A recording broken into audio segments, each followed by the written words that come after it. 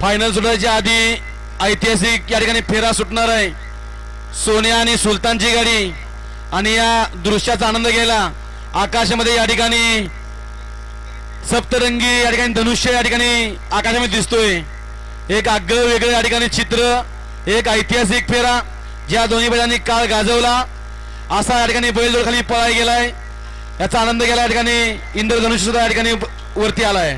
लक्षणीय फेरा सुलतान आणि सोन्याचा आणि गाडीचा ड्रायव्हर सुरेश ड्रायव्हर वर्धन गडकर आणि तो फेरा झाल्यानंतर प्रेक्षणीय फेऱ्यानंतर या मैदानाचा फायनल फेरा। वाढदिवस कुठं टाकायचा तेवढं सांग आता।